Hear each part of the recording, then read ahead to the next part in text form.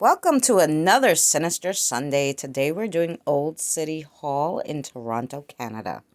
Right from the get-go, there was problems. Edward James Lennox was the architect who was chosen to build this gorgeous building. $2.5 million, which really equals $53 million in today's money. Work began on the building in 1889. Because of the cost overruns and the construction delays, the angry council didn't even want to put EJ's name on the plaque proclaiming him as the architect. And the building was finally completed in 1899. But EJ was so mad, he decided to carve his face into the building and his name around the cobblestone beneath it. 4 gargoyles were part of the clock tower during the construction, but removed due to effects of weather and the sandstone carvings in 1938. However, in 2002, bronze casts of the gargoyles were reinstalled. However, they're not exact duplicates because the original designs were lost.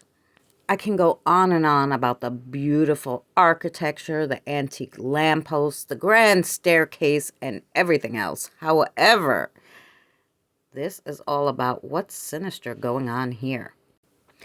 It housed the courts, the police, and all sorts of things. This was a government building. And you know what happens when you have courts and jails and all sorts of stuff? You get ghosts, maybe. With its long history of royals visiting and even Jimi Hendrix, who was arraigned for his drug charges in 1969 but eventually acquitted. There's so much history here that we don't know because it was buried. Some workers may have been killed by a co-worker there. All sorts of stuff happened. So now we get to what the activity is. The stories of ghostly activity range from angry spirits tugging on judges' robes, as well as footsteps can be heard up and down the stairs.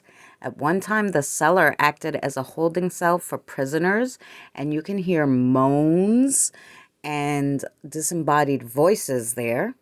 The northwest attic also is a spot where a presence is always felt, but no one quite knows what it is. Courtroom 33 is said to be haunted by the spirit of the last man condemned to be hanged in Canada.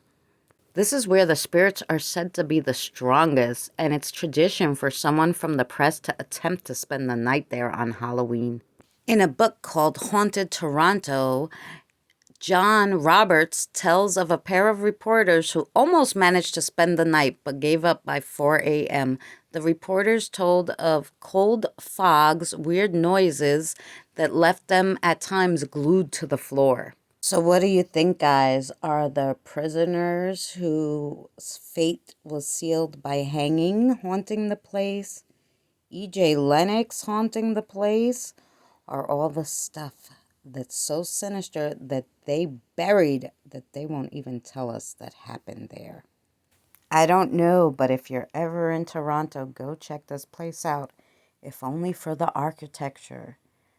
The ghosts would be a plus. Thanks for watching, and we'll see you on the next adventure.